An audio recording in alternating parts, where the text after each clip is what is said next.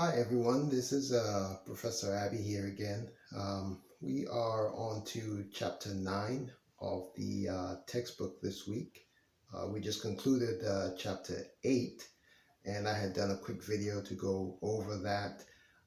I know we had some people had some technical issues with visibility, seeing some contents of the course on Canvas. I hope that's been fixed. I did go back into Canvas on the back end.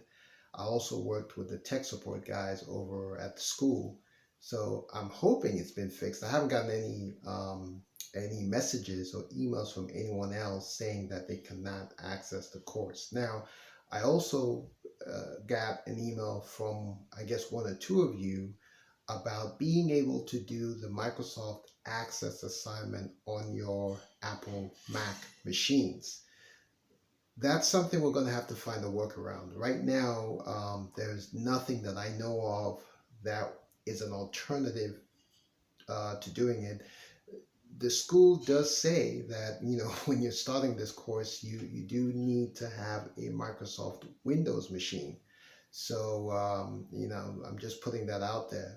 I will do my best to see if there's any way that I can find a workaround around that for those of you who are not able to do the Microsoft Office assignments on your Apple Mac machine. So just give me some time. Let me see if there's anything that I can work out in terms of that. All right, let's get into chapter 9, titled Privacy, Security, and Ethics. And as usual, I'm just going to go through the book, go through the learning objectives, and then we're going to go through the main things that are in the book. I will not go through it in complete detail. I'll just touch on the parts that I think are relevant, and then you guys can come back and read through the chapters in detail if you want to. All right, so let's start with the learning objectives. Number 1, describing the impact of large databases, private networks, the internet, and the web on privacy. So we pretty much all know what large databases are. Take, for example, iTunes. That's a music database. Google could be described as having probably one of the largest, if not the largest database in the world, because what do? They collect information about everyone.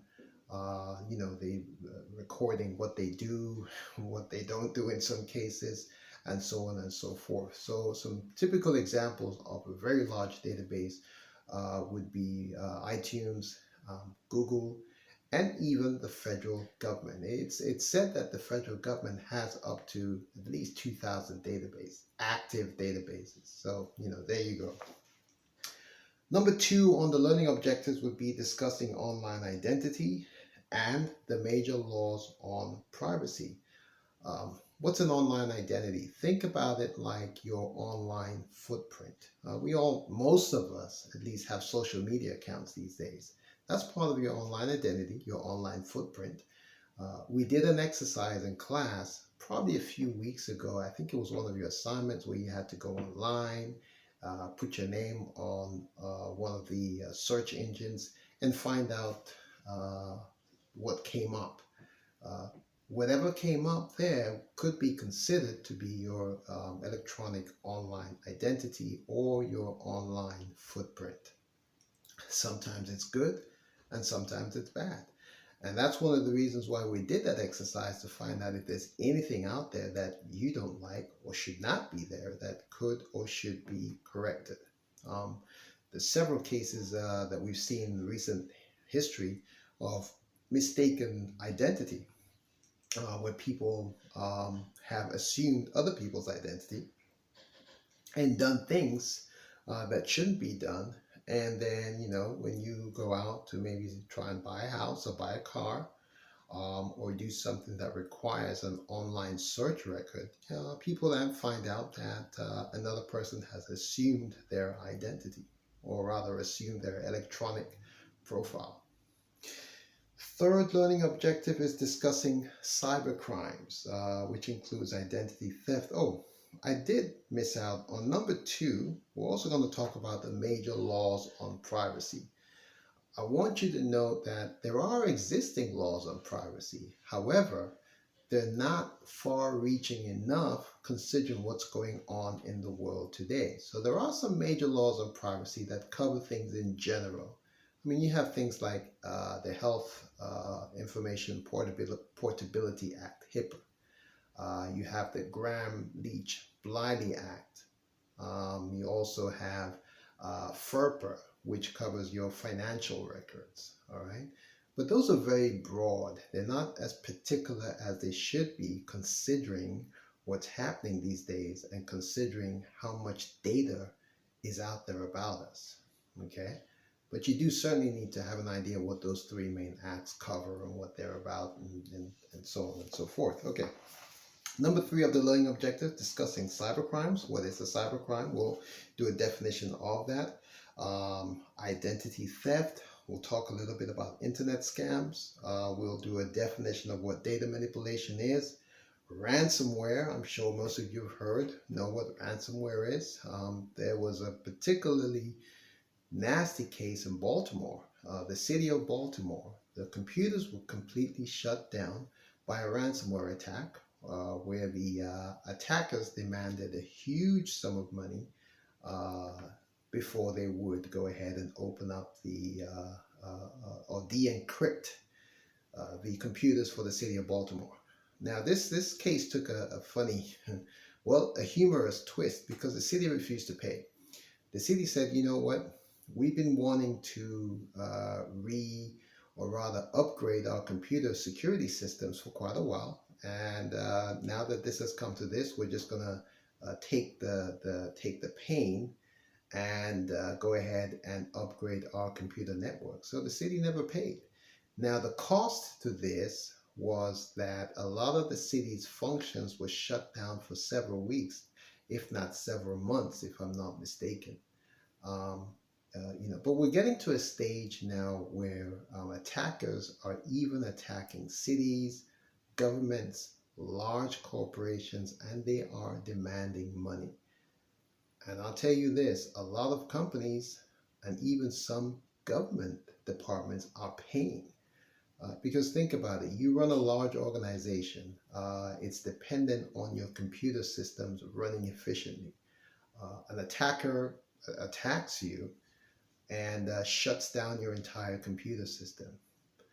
How much money are you possibly going to lose if your computer systems are shut down for 1-2 weeks, as opposed to paying the ransom? I mean, that's a decision that I guess the top management of the company has to make. But I do know that there have been several cases where they have actually paid out money for ransomware. So that it is a big problem. We will talk about social engineering. That's a term that's become quite common and popular over the last couple of years, especially considering what happened with the last elections, where a foreign country, and we're not going to mention any names here, a foreign country was said to be manipulating computers and social networks so that they could influence the elections. Talking about social engineering, that's one big aspect of social engineering, if I was to give an example. Okay. Malicious software, which includes crackers, malware, viruses, worms, Trojan horses. We'll talk about that a little bit later, but that's one of the objectives. We will discuss malicious hardware. Big difference between malicious software and malicious hardware. Malicious hardware includes zombies, botnets, rogue Wi-Fi networks. We mentioned this before. Remember how we gave the example of you walking into a Starbucks and hopping onto free Wi-Fi there without properly checking, and then at the same time maybe logging into your bank accounts, and all of a sudden, maybe a couple of hours later, finding out that your bank accounts have been hacked. Well, you just logged into a rogue Wi-Fi hotspot, and a fake one at that. And typically what they do is they'll make it look exactly like the Starbucks Wi-Fi, for instance, and it'll be open. There will be no password requirements, as is usually the case with those free Wi-Fis. And so my advice, of course, is don't do it. I tend to not go onto free Wi-Fi, even when it's at an airport, because I bet you there's some people looking around trying to hack into people's accounts.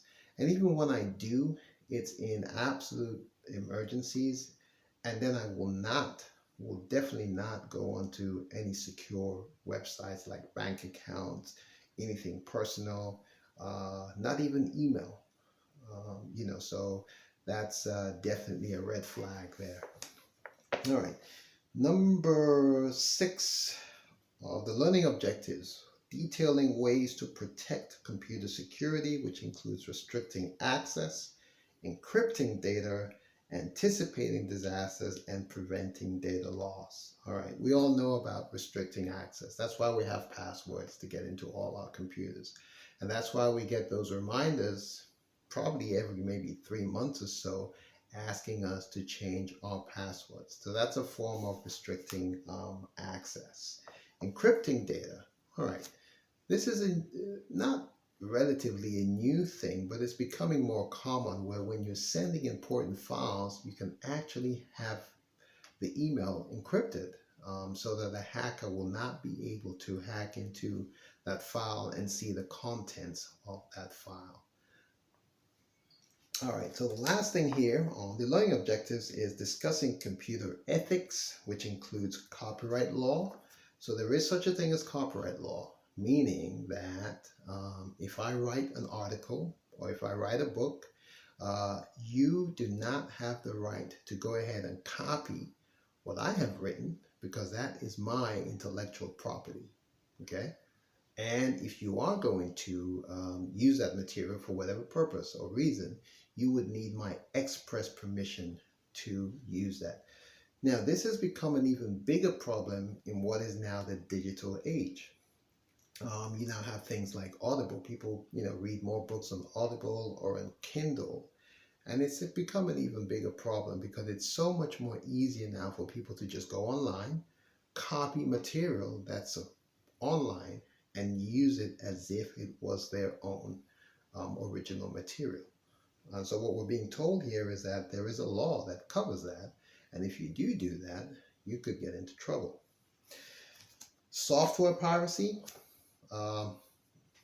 Anyone ever heard of these examples where a movie from Hollywood is released, maybe this week, maybe today, and later on in the day or even the next day, it's available in another country without them having to pay for it? Big problem. If any one of us have followed politics in the last 2 years or so, one of the accusations against China is that they have not done anything to curb software piracy. And so you have people doing all the work to produce software or even entertainment or even games, computer games, for instance. And as soon as it's produced, it's available in other countries for free because it's been pirated. That is becoming and has become a big problem as well. And companies are losing lots and lots and lots of money for that, because imagine you go through all the trouble, you produce this big blockbuster movie, it's set to be released tomorrow, and as soon as it's released, the movie can be seen for free in other countries. That's not good for the business anyway. All right, digital rights management. If any one of us has ever had or subscribed to a music service like iTunes or any other kind of service, I subscribe to Amazon Music. Okay, I think it's pretty good. I'm a recent convert. I avoided it for a while, but since I changed, I find it's okay. They have a pretty good large catalog of the type of music that I like.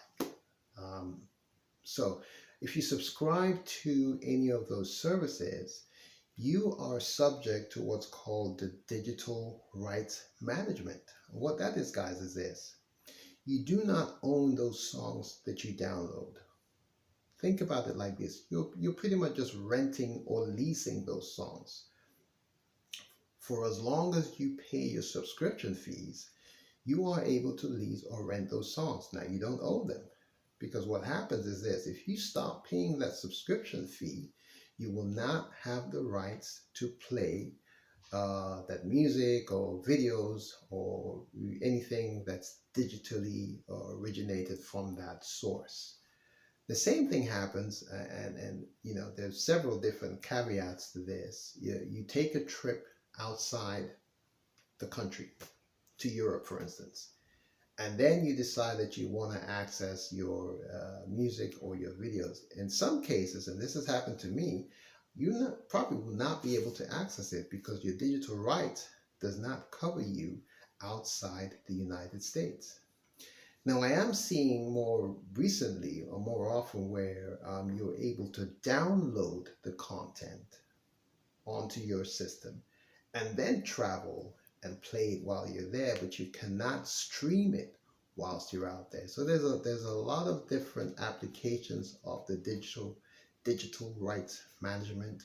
It's called the digital rights management law that one has to take into consideration. But that's something that you need to keep an eye on, and that does come up on the exam quite a bit. So I would definitely like you guys to read through the details on that in terms of what's in the book. All right, so still on number 7, cyberbullying. Don't really have to explain that. You guys know what cyberbullying is. Obviously, it's wrong. It does happen, has been happening. We hope it does not continue to happen, but it does fall nowadays under some kind of computer laws that prohibits cyberbullying. The problem is this, guys. We like I said at the beginning, we have these general laws, but there's nothing really specific because it's such a gray area. And we're moving at warp speed in the computer world. And so what is necessary these days is to have even more comprehensive laws that cover these issues in terms of what happens on the internet. The internet right now is like the wild, wild west was back in the 1700s. And we need these laws to come up to speed so that they can cover all these gray areas. All right, last thing here is plagiarism. Now, when we started the class, I had you guys take a little test, and on one of those tests, you had to declare, you had to read some material and declare that you would not, for instance, use material that was not yours to either take exams or use for homework, so on and so forth. Plagiarism is what covers that whole field. You cannot, for instance, go out. I give you an assignment. You go out onto the internet. You see some content out there that's written by someone or that's in a journal, and you use the exact same content the way it was written, replicate it to do the assignment. That is called plagiarism. Okay, and it is definitely not allowed, especially in academia. That's like a cardinal sin to take someone else's work and pass it off as if it's your own work. All right, let's go into a few parts of the chapter that I kind of want to highlight and make you guys kind of aware of. On page, this is the new edition of the book, guys. On page 215. Where he talks a little bit about privacy. There are 3 things here that I want us to take a look at: accuracy, property, and access. Accuracy, property, and access. All right.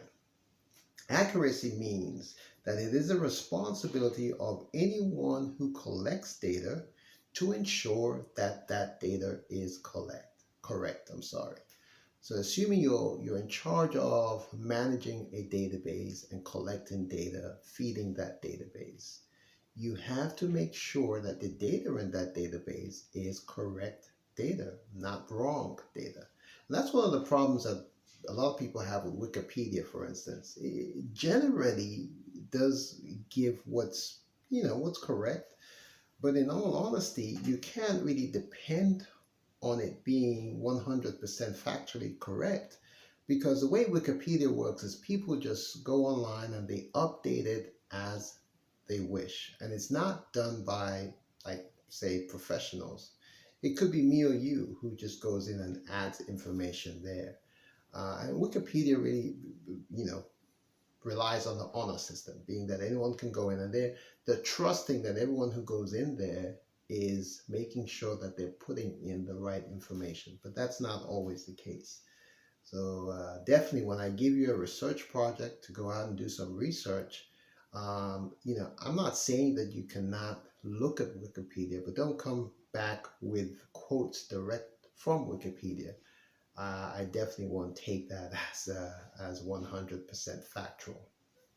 All right, so we touched on accuracy. Property relates to who owns the data. All right, so we need to determine who actually owns the data.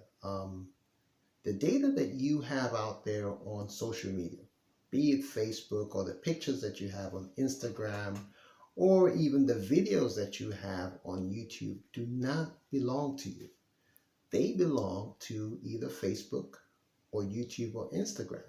A lot of people don't realize this, and what they do is they go out, they put all this data out there, pictures and so on and so forth, and then sometimes when they either try to retrieve it or they try to, I guess, remove it, for instance, you're actually at the mercy of the owner of that organization, be it YouTube or Facebook or Instagram. There have been cases where people have passed away, people have died, and the content that's on there about those people cannot even be removed by the families.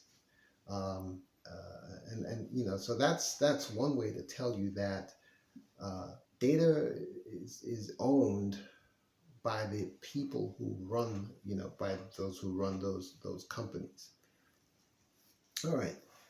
Lastly here, and we're talking about privacy again, access. Now, access relates to the responsibility of those who have the data to control who is able to use that data. So those who have the data, they are responsible, all right, in determining how that data is used. So again, let's use Facebook, for instance. Facebook has all this data about people, pictures, stories, and so on and so forth. It is up to Facebook to ensure that that data is used responsibly, which is why you're finding out, I'm seeing these days that Facebook is taking a little bit more of an aggressive role in kind of monitoring what's said, posts that are put on Facebook. You can't just go out there and say, I'm going to shoot the president, things like that, because Facebook will take that down. I'm even noticing now in this age where we've had COVID-19, that they're particularly watching what's being said in order to ensure that unnecessary rumors don't just run rampant. And even WhatsApp is doing the same thing too, because there have been such rampant rumors going out on social media about this and that happening, and a lot of that is wrong stuff, not factual at all. Okay. All right. The term big data. What is big data? Well, everything it's said that in the last, the book actually says this, that in the last, I guess, maybe 2 years or 3 years, we as a race have accumulated more data than has been accumulated in the past 20 years. So this whole process of data gathering is multiplying. And that's because electronic media has pretty much taken over everything. Okay, so that's the whole idea about big data. This fact that all this information is being accumulated and multiplied much more than it ever has been over the last 20 or 25 years. Term here, information resellers or information brokers. These are companies that resell all this information and make money from it. That's why you and I get all these phone calls from companies, and we wonder, where did they get our numbers from? Well, our information has been resold and resold and resold time and time and time again. And that's why you kind of want to be careful sometimes when you are, for instance, putting information out there, applying on the internet, certain forms sometimes you get when you want to download a new app, for instance. You want to make sure that you're not giving them permission to just use your information anyhow that they can, because a lot of times that's how these other companies are able to get our phone numbers, our email addresses, and so on and so forth, and resell them. And those companies are called information resellers or information brokers. We already talked about what an electronic profile is, so I'm not going to go into that again. You guys know what that is, electronic profile or your footprint. Okay. Page 217 talks a little bit about a mistaken identity. That's fine. I think we know enough about that. However, I do want to underline this, the Freedom of Information Act. This is what allows you and I to look at any records that are out there or request any records that are held by government agencies about us. It's usually a pretty formal request where you have to fill out a form. I think these days it is electronic as well. You fill the form out, and they pretty much are obligated to make available to you whatever information that they have about you. Remember that different entities and different organizations have different information, so it's not always going to be the same. It's kind of like running a credit report, knowing that there are about 2 to 3 or 4 different credit agencies, but they're all going to have different information about you. Okay. Book talks about employee monitoring software. Well, this is software that a lot of employers have these days that monitors what you do on their computers. Remember that the network or the system belongs to your employer, not to you. So whatever you do on that network, you are responsible for ensuring that it is legal, it's above board, you're not going to sites where you should not be going, and most of all, that you are not compromising the company or the enterprise network. Book here also mentions IP addresses. We have talked about IP addresses. I believe we should know what those are, but it's kind of like saying that each computer has a physical address, okay? That's how it can be found. Now, you might have a laptop or a desktop at home, and you send out messages, you're sending the emails out. If someone wanted to trace where those emails were coming from, they would actually need to have your computer's IP address. There are lots of scams out there. There's lots of equipment that can be used to mask computer IP addresses. But that's a whole different thing. We're not going to get into that. The important thing is that you know what a computer IP address is. All right, let's turn to the next page, page 218. Here goes a little bit into things like history files, temporary internet. I'm gonna just cover some of these, not everything. A temporary internet file are files that accumulate on your computer anytime that you go online. Your computer almost acts like a dragnet, dragging all these files, and then you have to select which of these files are useful to you or which are not useful to you. Well, these are called temporary internet files, and they are stored in something that's called your browser cache. And you guys remember the word cache. We used it at the beginning. I think it was in chapter 2 or 3, when we talked about what cache is in memory and how it kind of, sets aside a certain amount of memory so that it can go back and forth. Well, this time we're talking about a different type of cache. It's called browser cache. And so when you accumulate all these temporary internet files, they're stored in that cache. And the problem is they keep accumulating over time unless you decide that you want to empty those files. And you remember the tool called Disk Cleanup? Well, that's what you use to empty out those temporary internet files. Okay. Cookies are small data files that are deposited on your hard disk from the websites that you have visited. Okay, and you increasingly these days, what you're seeing is that most websites are actually asking you if you want to allow cookies to be deposited on your computer. All right. Now you can say yes or you can say no. What I find is that for some companies, some trustworthy companies, I don't mind allowing cookies because they make the experience a little bit more efficient and better. But if it's a company that I don't know, because I'm not sure what they're putting on my computer hard drives, I will not allow cookies to be used on my computer. So I'll just say no. Okay. All right, let's dig a little bit deeper into cookies. We've got 3 or 4 different types. A first-party cookies, one that's generated only by the website that you're visiting. So let's say you visit Nike.com. Nike will ask you if you don't mind them, using cookies, and you could say yes or you could say no. If it's a company you trust, go ahead and say yes. And pretty much what they do is they use that those cookies to make your browsing experience a lot more pleasurable. So let's say you were to go back to Nike.com later on this afternoon. You put something in their cart, you decided you're not buying it now, you're going to go back later this afternoon and purchase that pair of wonderful, beautiful Michael Jordan shoes, for instance.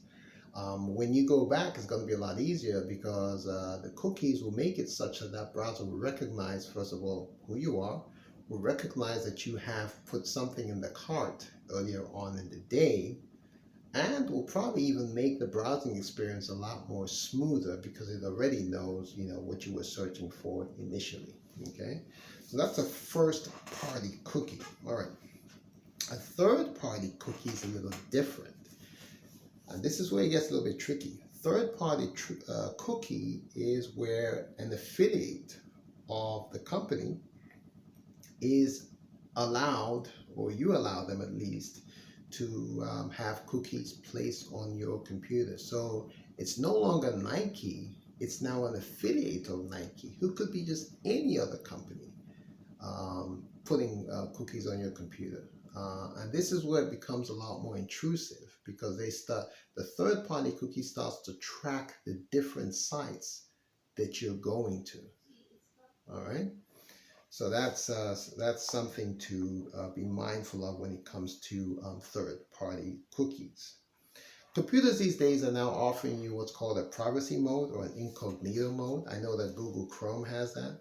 And that's where they say, or they give you the option to switch on the incognito mode, meaning that when you're online, no one really knows that you're online. It masks your IP address, okay, which can kind of, I'm not too sure how well it works because it's really hard unless you're, completely into the whole spy thing. It's kind of hard to completely mask the fact that you're online, all right? But, they do offer that, and I'm sure to a certain extent it covers up some of your tracks, but I cannot definitely say that it 100% will not show who, where, or what you're doing online. All right, on to page 219. I think you need to know what spyware is. The term spyware is used to describe a wide range of programs that are designed to secretly record and report an individual's activities on the internet. That's the definition of spyware. I don't think we need to dig too deep into that because we should know what that is. What is a keylogger? I'm on the next page now. A keylogger, let me explain this a little bit. A hacker is out there. You go onto this rogue Wi-Fi website. Again, I'm using Starbucks just because I know a lot of people go to Starbucks, okay? And you then decide that you want to access your bank account. So you start typing in your password and your access access code, whether it be an email or whatever, typing your password. a hacker out there could be using what's called a keylogger. What that's doing is copying all your keystrokes on your computer. So it's copying the A's, the B's, the 1, 2, 3's. It's copying everything so that they are putting together exactly what you're typing in. So that's what a keylogger is. All right, major laws on privacy. We're turning out to page 221. We mentioned this before, the major laws on privacy. We talked about the HIPAA, remember HIPAA? But let's just run through it fast, just as a refresher. All right. Some federal laws governing privacy matters have now been created. For example, we have the Gramm-Leach-Bliley Act, which protects personal financial information.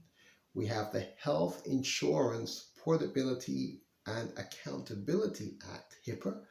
And that's why whenever you go to your doctor's office these days, or if you go to a new doctor's office, you change, doctors, you will be required to fill out and sign a form called the HIPAA forms, because that's what protects your information, your health information, your health records. Nobody can just walk in there and access it without your express permission. The Family Educational Rights and Privacy Act, FirstParty. Now this restricts the disclosure of educational records. So nobody can walk into a school, for instance, and say, I need to have so-and-so's educational records. They cannot do that without your express permission. All right, so let's just run through that again. The Gramm-Leach-Bliley Act protects your personal financial information, so no one should be able to go out there and get your credit report, for instance, without you giving them permission. The Health Insurance Portability and Accountability Act, HIPAA, this protects your medical records. And the Family Educational Rights and Privacy Act, FirstParty, this restricts the disclosure of any of your educational records. All right, going a little bit further down the page, talking about, let's do a quick definition of what cybercrime is. Cybercrime or computer crime is any criminal offense that involves a computer and a network. Now that's very broad. Any criminal offense that involves a computer or a network. So that tells you that you got to be careful, what you're doing out there, because this is so broad. That's why I was saying at the beginning that we really need an update to these laws to kind of narrow down and define exactly what they cover. Because if cybercrime is this general, then anything could be lumped into this general definition of what cybercrime is. Turning over to page 222, something here about internet scams.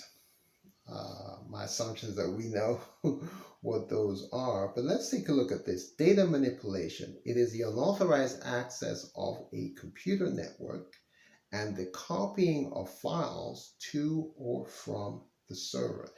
And the book says this could be as simple as making a post on Facebook when you're logged in as someone else. So that's pretty important. Someone gives you their code access and says, hey, could you log into Facebook and make a quick post for me? You agree, you go on and do that.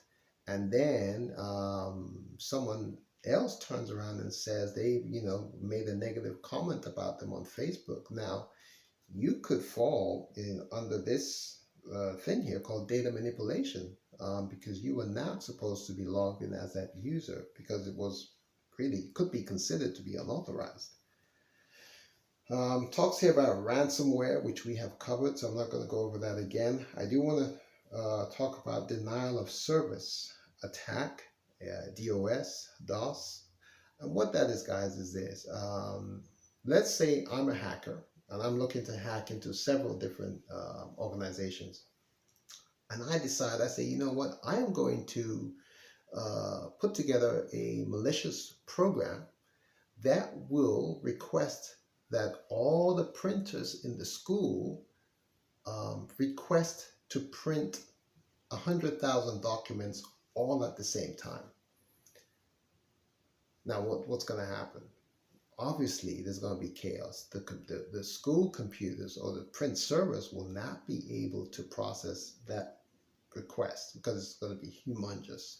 So what ends up happening, it bogs down the entire system, meet those hundreds of thousands of requests. And what happens is not just one time, it keeps requesting and requesting. This could go on for days and hours and days and sometimes even longer. So that's a typical example of a denial of service attack. All right, moving on to page 223, talks here about social engineering. It is a practice of manipulating people to divulge private data. Guys, this is, for instance, I'm not sure if you heard the term called, for instance, phishing. And this is where a hacker will go ahead and produce a website that looks exactly like an authentic website. Let's say Bank of America or Walmart, and they'll produce that website, and you're tempted to access that website with your information because you think it is the original website. You might think it's a Bank of America, or you might even think it's Walmart. Malicious software. Let's do a quick definition of what a cracker. A cracker is a computer criminal who creates and distributes malicious programs or malware. Okay, that does come up on the exam ever so often, so I do want you to know what that definition is.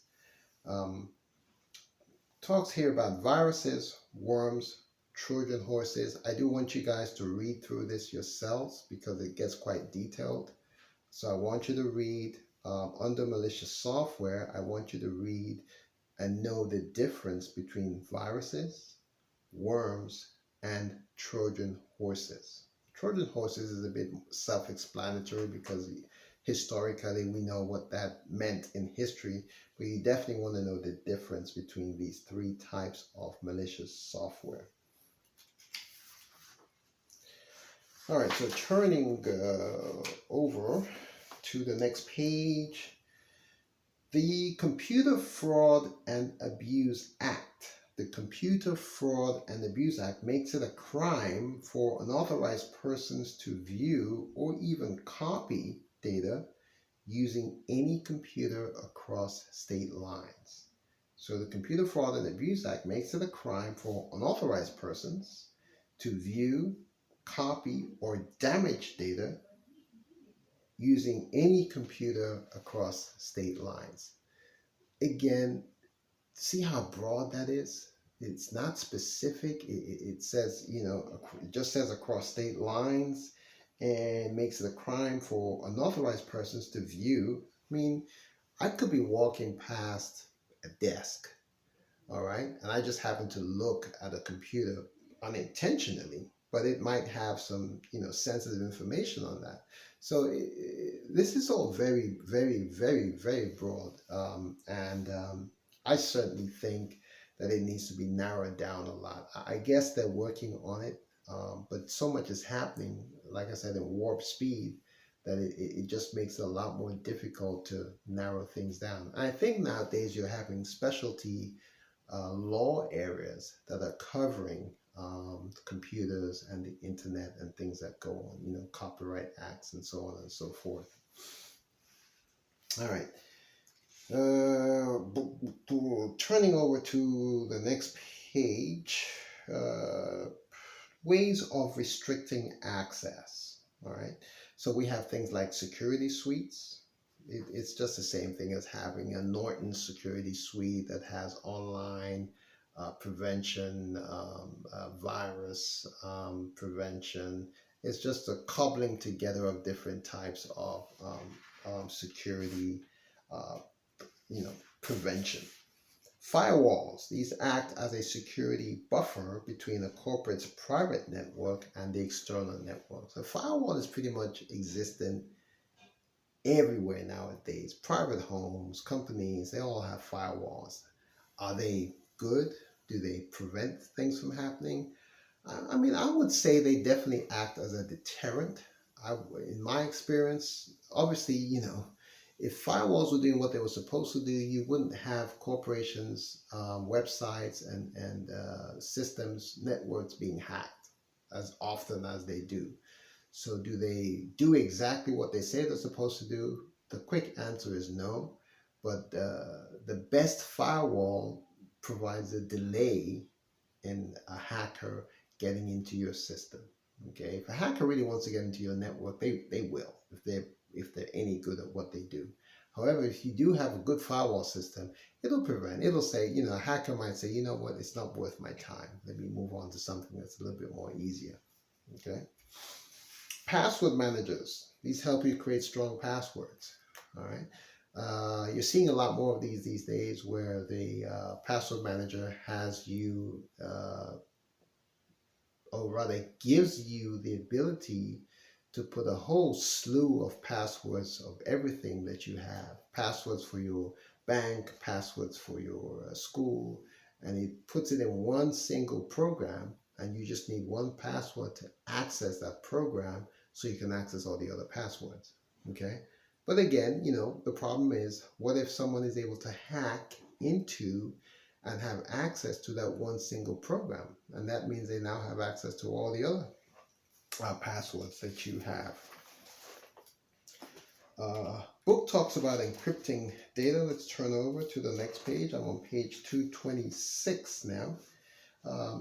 Talks here about email encryption, file encryption, website encryption, and these are all different types of encryption. Well, what does encryption mean? It means that information is made more secure by kind of providing passwords so that no one can access that information without being authorized to do so. Let's take a look. Anticipating disasters. The only reason why I want to talk about this a little bit, guys, is this. Look at what's happened over the last month or two with COVID-19. And the fact that, for instance, this could be considered, a crisis. This is a national crisis. And you definitely need to ensure that at this time, data is made as secure as it can be, especially now that you have more people working remotely, accessing networks from different places with different types of security. And so that's where this comes in. Anticipating disasters is where companies have to devise a data security plan so that when things like this happen that are happening now, they have a good plan in place so that the data that they have is not compromised. On page 227, going on to page 228. There's a little thing here about computer ethics, standards of moral conduct. Well, basically, what all this is, guys, is saying that anytime you have access to a network or a system, there's a certain moral standard that you're expected to have in terms of what to access, what to do, and what not to do on those systems. May not necessarily be covered by law, but certainly there's an expectation, for instance, that you will not access certain sites when you're on a computer network, especially if it does not belong to you. Maybe it's at work, at school, or whatever. All right. Now, lastly, let's talk a little bit about the copyright, digital rights management. We covered it a little bit before, where I gave you guys the example of iTunes and maybe like Prime, Amazon Prime, or even Netflix, for instance. All right, and saying that all you're doing when you pay your subscription, you're really renting access to that content. You do not own that content. Okay, you're renting access to that content. DRMs, or digital rights management, are what companies use these days to manage that access, to manage your access to that content. And they can pull it at any time, especially if you're not paying the subscription. Okay. The Digital Millennium Copyright Act, it makes it illegal to deactivate or otherwise disable any anti-piracy technologies. So you're online and there's an anti-pirating technology on iTunes, and you, for instance, find out that, oh, there's a hack. Someone's giving you a hack where you can download as many songs as possible without paying for it. And you go ahead and you do that. Well, that offense would fall under the Digital Millennium Copyright Act. You cannot do that. You're not allowed to do that. You have to play within the rules. And they're taking it even more seriously these days. I've seen some people who've been prosecuted, for doing this exact same thing. So definitely that is a no-no, and it is covered by the Digital Millennium Copyright Act.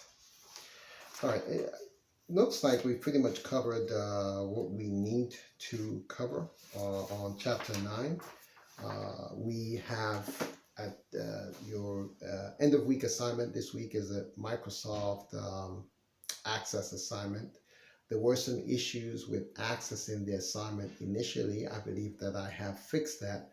And don't forget, we also have the online discussions, okay, which I put online for this week as well, covering privacy and security. There are 2 videos out there, and they're pretty interesting videos. One of them, I really would like to see what comments you guys have on it.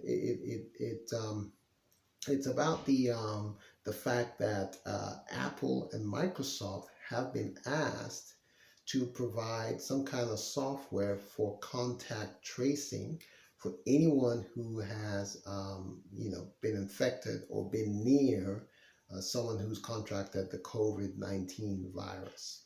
And so what they've been asked to do is provide a software that would kind of be able to track and trace anyone who has that. The implications of that are the fact that it is definitely going to be intrusive, because that software would have to be on everyone's smartphone.